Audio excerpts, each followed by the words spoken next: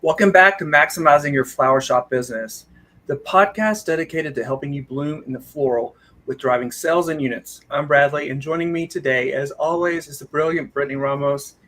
Today, we're deep diving into the topic that becomes absolutely essential for our growth, DoorDash. In this episode, we're packing in strategies for driving sales and excelling in both daily operations and those crazy holiday rushes, all through the effective DoorDash tablet and merchant portal. And today, to truly help maximize our efforts, we have a special guest, our number one DoorDash team in the United Division. Please welcome our floral manager at 562 in Frisco, Texas, Jessica. Hey, Jessica. Hello. How are you guys? Good. How are you? Good. Hey, Jessica. How's it going? Good. Summer's great. Yeah. Favorite time of the year for sure. Yes. It's a good recoup time. Keeps you going. Mm-hmm. Yeah. So get us started. Tell us a little bit about yourself and how you came to be the floral manager at 562. So going back just a few years, not to 1994, just a few. I took a class in high school, like a lot of our teenagers still do today. I took a beginner's and advanced floral and really loved it. And I did another career along with that, but that's what started my journey of it.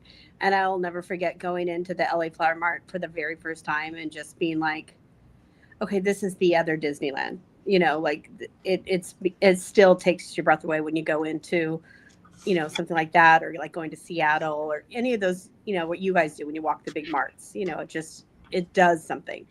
Mm-hmm. So that's where it started. And then I nannied it also along with my whole career, but always doing weddings and stuff for friends through my younger years in my 20s.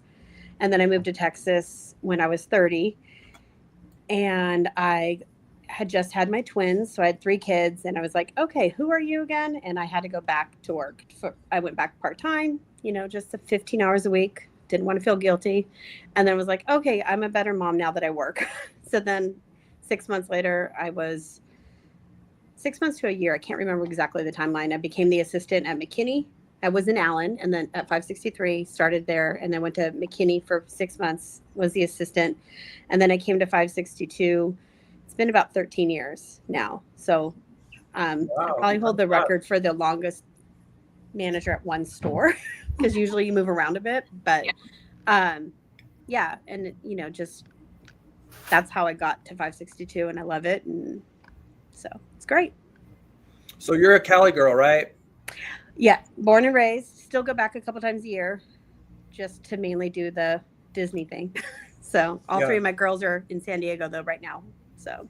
Oh, nice. Yeah.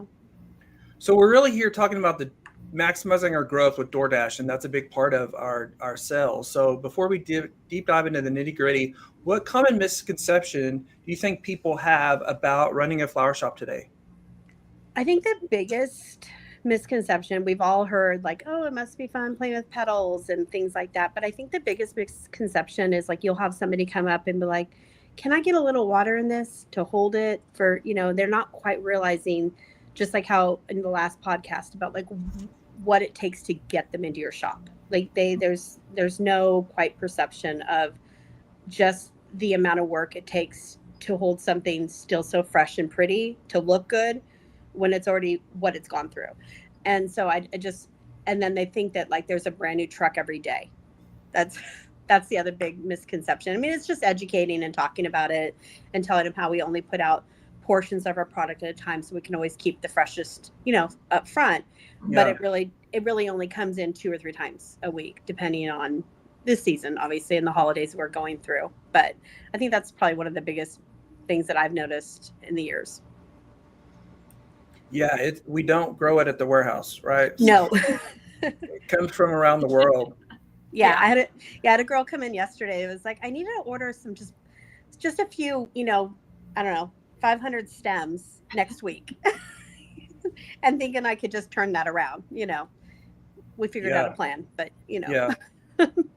Speaking of that, special order process is on a 30-day basis. So just everybody out there, our floral teams, we're 30 days out. So Brittany is always talking about special orders coming in late, and we can't get it because we're so far. Right. And so we just, for her, like, just like for like, it is, and that's exactly what I said. It's, something for like what we have right now on the floor. I actually ordered quite a few weeks ago, but we figured out how many bunches I'm going to get at my store, and then how many another store is going to get. And she doesn't mind going to a few different stores, so she's going to make it happen. But sometimes you just have to go that route. And then I'm not going to be stealing that from another store. She's still going to get that sale. So sending them from one store to the next is, I think for something like last minute like that is the best thing to do. Yeah, for sure. From your perspective at Team 562 in Fresco, what's the biggest shift or change you've seen in our customers ordering flowers in recent years? I think the biggest shift is realizing our clientele and our clientele's age. So, and that's where the demand comes from. We also, and through COVID, changed things too. We went to, Amazon. Think how successful it is. It's at your door. It's right there. It's ready for you.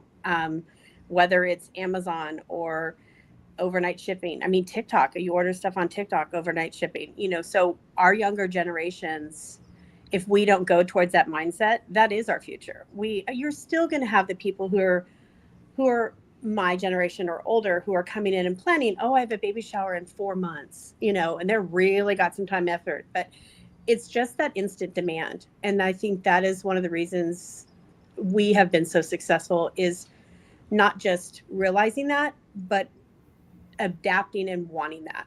Because if you don't want it, it's not going to happen. Yeah, for sure.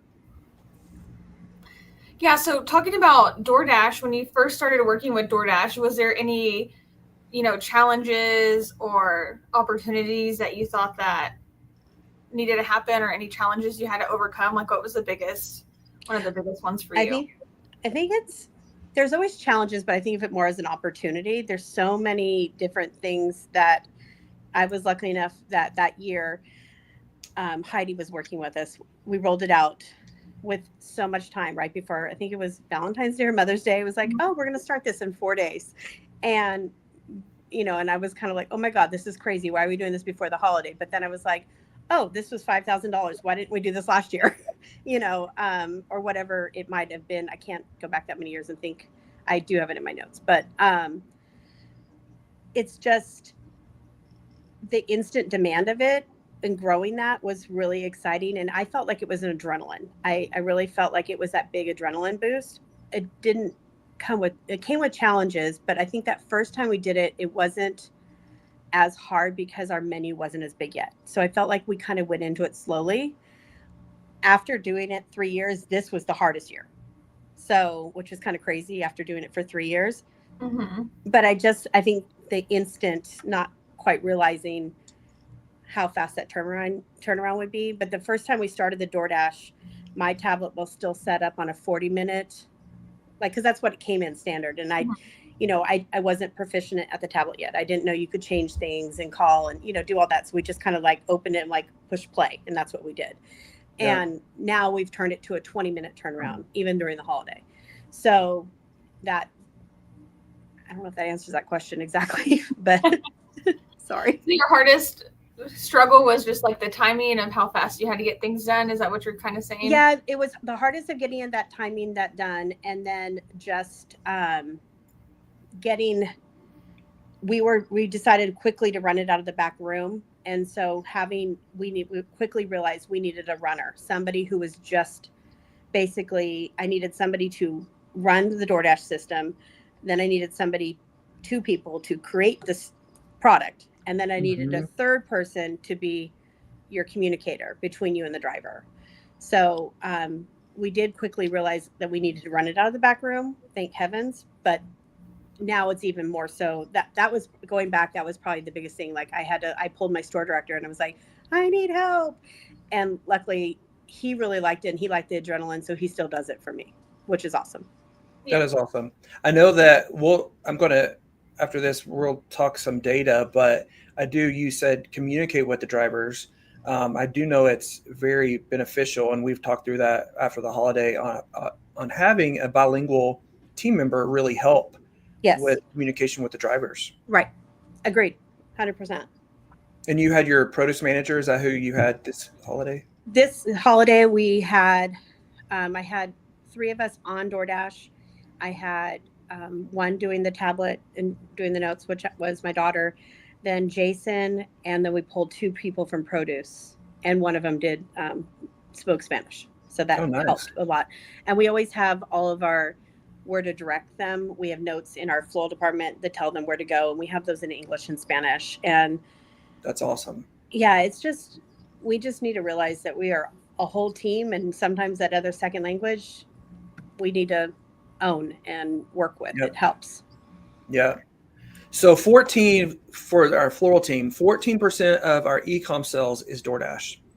So we ran $947,000 in DoorDash this last year, 52 weeks back. Only $52,000 away from $1 million, which is so crazy. In DoorDash, we have 62 stores on DoorDash with an average order volume for the year of $15,277. 562 last year was our number one store with $72,686. And so that is 7.6. Yeah, 562, Jessica, is 7.6% of our DoorDash sales. Valentine's, we were up 57%. We ran $156,000 to 2 weeks of Valentine's. You ran almost $12,000. You were up 35% from prior year, and you were 7.6% of our Valentine business. But what was even crazier is Mother's Day. We ran $200,000. We were up 77%. Jessica ran a little over $20,000. She was up 100%, and she was 10% of our DoorDash business. That's awesome. Yeah, I will. That was amazing. 562. That's awesome. There's Yeah. some great numbers that you should definitely be proud of, and definitely why we asked you to be on for this podcast, just because the numbers don't lie. Yeah, it was insane. And you know, we talk about how we have to educate like our guests. We have to educate our team, because I have had many people, even in my department, they're like, but isn't that taking away from our guest? No, this is our guest as well. Just because they're not in the door doesn't mean they're not our guest. You know what I mean? So getting them and getting team members on board to realize they're both, and I ordered for it. So, you know, yeah, it is huge. I mean, that's great how you mentioned it, because really this is a guest that you're not having to sit there and take time and writing like pen to paper and, you know, going through colors and going through the whole process. Like, they are ordering, going through all that process on DoorDash, and then you literally just get the order and you have to fill it. So it saves so much more time just getting the order and filling it than having to go through that extra step process of going through the, you know, motions with them, handwriting something, everything like that. Yeah, and we don't know that guest that is ordering on DoorDash that day, they could be away at a business trip. They may be our daily shopper, and or hopefully they're going to be our daily shopper tomorrow because they didn't know we could do this today. You know, so I look at it as it's the same thing when I walk through the aisles of the store of an Instacart shopper. I'm going to help them find, you know, whatever spice they're looking for just as much as the next person, even if they're Instacart. That's still our shopper, you know. It's just the positivity, and that becomes contagious to your team when you have that outlook of it. Yeah. We all know the holidays are a huge time for our flower shops. How does DoorDash change your strategy for Valentine's, Mother's Day compared to using it before we had DoorDash? So normal time of the year, we run DoorDash out of the department, not a problem at all. And we just, you know, the drivers come in, we help them, we greet them, all of that. During the holiday, we have to really flip that, because I really kind of almost need to open two stores in a sense, like, or two shops. So we run DoorDash out of our back room. And so that's my daughter with her giant bag of candy. And so she is just really good at technology. So that blue cord you see there kind of hanging down is actually running 100 feet from the produce computer. So we have the internet running all the way through, you know, our system, and then it's connected to her laptop, and then, you know, she's running it that way. Off the merchant portal. Yes, through the merchant portal, but running it still off of, you know, the internet to her computer The tablet, I really wish there was a way, and I don't even know if we can do that, but it only runs off of data. And Frisco, I don't know why, it's like partly a jail. Like there's horrible cell phone service, so sometimes data can be a little touchy. But that has been a huge success for the department to not have to deal with the dinging of the chime. So they are still able to focus on the guest that is at hand right there in front of them, and not. So I really feel like that helps, that we're still focusing on our daily shopper that's in the store and taking care of our new daily shopper that's coming through the computer. Mm-hmm. So you have one picture you sent was this picture. Yeah, I wasn't prepared for that. Was not prepared for that. So I will focus 1 second. See the orange Market Street sticker there on the counter? Every order that we send out has our sticker on it because I don't know who that's going to. And I want them to know where it comes from. I know it's not saying like from Frisco or whatever, but it's still our advertisement. That little bit, like McDonald's, when they have their stuff go out or whatever you're ordering, it has a sticker or a bag of who we are. So I think that's been, those are in the store and I just happen to use those. We used to have, our other ones, but I'm out. So just utilizing that helps mark, kind of like trademarks us, like, hey, this is where it's from. This is where it's from. You can order it again. And I've had many people call and say, hey, I got this. Can I get it again? How do I order that? So, but I wasn't prepared for the 70 orders that spit out in 2 minutes. No. Mm-hmm. So let's back up to the stickers. So where did you get those stickers from? Like who orders those for the store? Those, I believe our Ready Meals actually use them. So Ready Meals use them, and I think our bakery uses. A few different departments use them. They're super inexpensive. They can order them off GVH. So I just order them and then transfer them from their supply line to my supply line. And we only use them on DoorDash, but stuff, it's just that little bit of something. And then I put, the top part of the driver has to take a picture of the name of who they're picking it up for. So that's part of kind of like when you have a package delivered at your front door, they have to take a picture of it. So we cut off the part that has the information or financial information or whatever it is, and it just has the order number, what they need. And so we attach it with that sticker and then put it on that. And then anytime, obviously, there's a card, we always put it in our Market Street envelopes and put it in that ways too. But sometimes there's not a card. So. Yeah, I think that's just a great tip too. And maybe we could all just start that with all stores, because I also know that the store I was in, if we were getting a DoorDash and the DoorDash would come get the product, they were being stopped at the store and ask for a receipt. So not only do they maybe have it on their phone, but if we start training the front end people of, if it has this sticker on it, it's already been paid for through our e-com system. Right. We don't ever have them stop at all, but I do, now that you've said it, I've never had that, but it is, all of our things have that paper logo, the top part with our Market Street sticker. And you can tell, oh, he's a shopper. You could just tell, it just reads differently. Yeah. So. Do we give the printout to them as well? We keep a copy. Do we give one to them? We keep a copy. It prints out too. So we keep a copy. We print our copy. It's very important to only give them the top information part, where I wish I had brought one of those home. It literally says, it'll say the driver's name. It'll say the order number. It's the stuff that they need and that they have to put in their system in order for their process to go from A to B as well. So, and because they always take a picture of it first thing. So they need that. I'm wondering if we have a paid stamp, or I'm just trying to think through that front end piece, because, theft is bigger and bigger every day. Store. Yes. And so that might help us not stop them as often, maybe. I haven't had a problem, but that paper is on there and they can kind of tell, like, the driver's holding their phone with their paper, you know what I mean? Like, but it does say Market Street on it because nothing else does. But with as many as we do, I almost think our front end probably even notices that, because I don't put that on our normal walkout guest orders. You know what I mean? I mean, they have a receipt or paperwork or, something like that differently, but all of our DoorDash always have that red sticker. So you have everybody come to the back of the store, back room.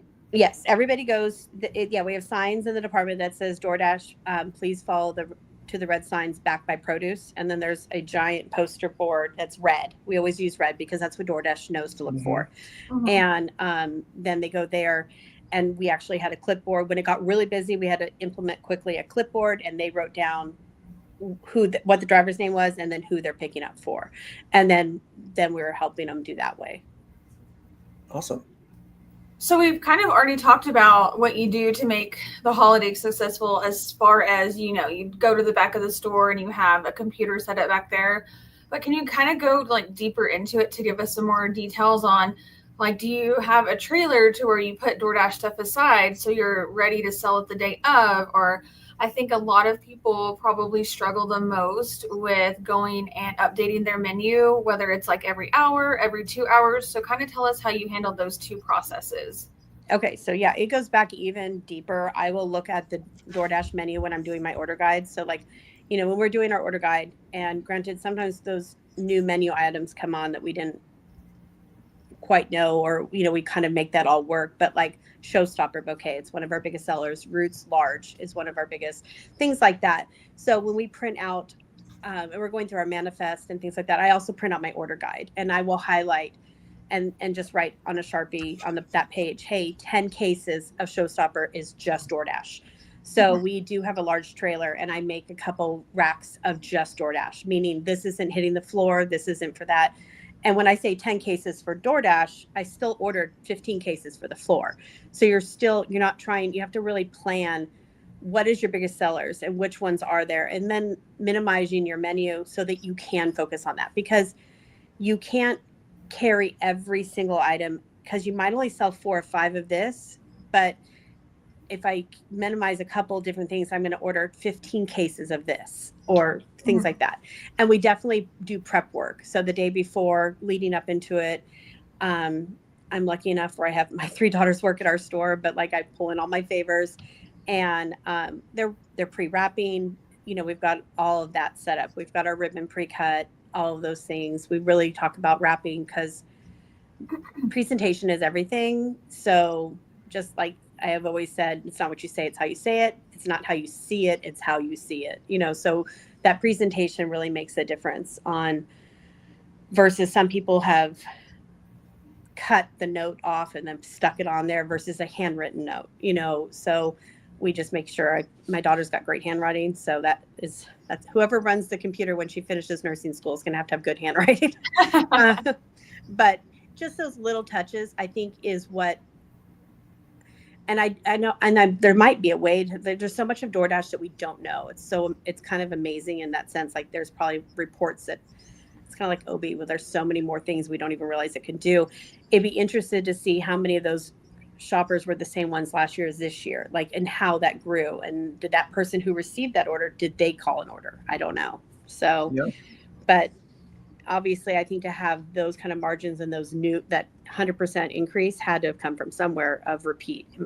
It has to, I would think. Yeah. 2 reminders for stores is we always wrap in our craft paper for DoorDash.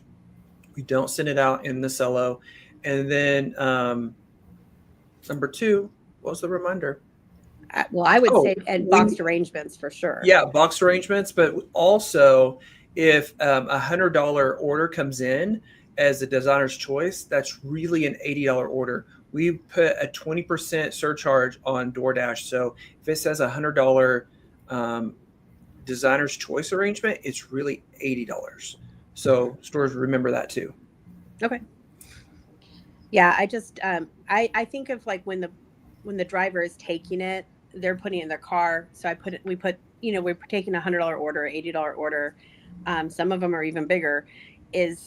How is it being transported? Like, is how fast is he turning? You know what I mean? So we wanted to get to be still looking like A. So that's awesome. Yeah. Well, super proud of you and your whole team with the holidays and everyday DoorDash, because every day you're rocking it. So holidays, you're really rocking it. So we appreciate y'all so much. Thanks. We love DoorDash. I mean, yeah, 2 things we love a lot: DoorDash and balloons. Yeah. Who wouldn't want additional sales? So with that being said, what advice would you give any of the floral managers listening who really might not be on board with DoorDash? Like give them like your number 1 reason why to, something like they might be scared of, give them a solution. Like, let's hear it. I would first want to know why they weren't on board with it. Like, why are we not on board with it? What is that your dislike that's coming from it? And I think then if you know what you don't like, we might be able to figure out why we do like it. And it's a new business. And I think it's I mean, we're already seeing huge numbers, but I think those numbers are going to grow each and every year.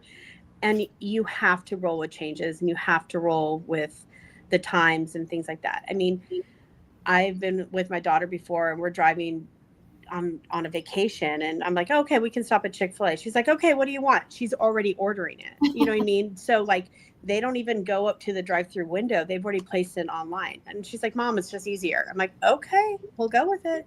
But like, so things like that, you have to realize the guest that came in 8 years ago or 10 years ago is not the same guest. And we have to, I mean, we still have those. I'm not trying to credit that, but there is the new guest, and that is what is paying in that instant. And they want to see pictures is another thing. They want to see what they're ordering and what they're getting and things like that. And we really need to try to achieve what it looks like so that we repeat that, So I think that's the biggest thing, is just realizing that this is the generation that's changing. And if you don't know how to change with that, I don't know how. That's partly that learning curve. That is a serious conversation, because it is part of the change. Yeah. And if you're wanting to say out loud, I don't want to grow huge numbers, I don't want to have big sales, that's a whole different conversation that doesn't have to come from me, luckily. So yeah. So one thing that we had our Mother's Day deep dives with our ops yesterday. And one thing that we were looking at is when are stores opening? So originally, back to that cookie cutter program, we were open 8 to 5:40, 8 to 6. So that really pushes it from 10 to 5:40. And you're open 8:30 to 6 every day. So store teams, be looking at your opening. We did adjust some yesterday to earlier, before 10, but 8:30, really, you're maximizing those early morning sales, which that is when people get to the office, get to their job, and like, I need to send some flowers today. And even going to realizing that, and that'll be a conversation, like you can't switch it like the day before, but I'd love to. That's one of the things with DoorDash for future is opening even earlier than we did this year, because I think that will help eliminate that 9 o'clock, 10 o'clock jam that we had. Mm-hmm. And if we were open, like if we could have a driver there at 7:30, that opportunity, we'll have to look into that. It's one of those things, like you want to switch just for that day, because you can't carry that every day. I mean, you could if that was how your store kind of worked, but like balloons for us on the weekend, we get there at 6 because early birthday parties. So you kind of, if we are not a box, if you're in a box, it's because you put yourself there. Yep. So you really have to change that. And that's one of the biggest things we did, is going from a 40-minute wait to a 20, because we've all decided to order a pizza before, like, oh, it's an hour and a half wait, never mind. And you skip to the next restaurant. Yep. So you have to, like, the faster you can get it there, the better. So, and that even goes into saying, so as soon as that order is ready, even though you have another 15 minutes, because we're talking wrapping a dozen roses, which takes 2 minutes. You don't need 20 minutes of prep time. Hit that tablet that it's ready. Let that person realize, oh, they got it there 15 minutes earlier, whatever it is. I think those are all huge wins that we're not quite realizing that they are a win. So true. So. Yeah, well, I don't have any other questions, or unless Bradley does. No, I'm good. Okay. Awesome. Well, thank you, Jessica, so much for being a part of this podcast and talking about growing sales for DoorDash. We really appreciate it. And I hope all the managers listening have really taken in some tips on, it starts back with planning. Whenever you're doing your order guides for the holidays, plan for those items that you're going to have active on your DoorDash menu, and hold them back until like the 9th hour, whenever you're completely sold out of everything. And then, you could put those out on there. But I think it definitely comes back to planning, making sure that you're staying on top of the orders on your hours open. I think that's some really great advice that you gave on that. And then also just thinking outside the box on maybe moving your DoorDash area, out of the department on holidays, to really make sure that you're having that one person focus on it.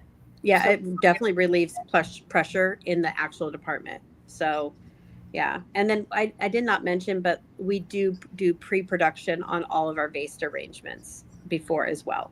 So like spring delight, we're making up a dozen of those in advance, things like that, and obviously all the unforgettables that were already, but like we move those into the production line as well. So awesome. Sorry to mention that. Well, Well, let's if keep you're driving. Go Yeah. ahead. I said, if you're not with it, you better get with it because it's all about convenience and getting things as fast as you can. So everybody just needs to get on board with DoorDash. Yeah, definitely. It's just the way of the future. And if we want to be in the future, that's what we just have to do. It's our new business. And I look forward to the new growth that's going to come with it. Well, let's keep driving, sales team. Yeah. We'll see you up there. All right. Bye. Thanks. Everybody. Bye.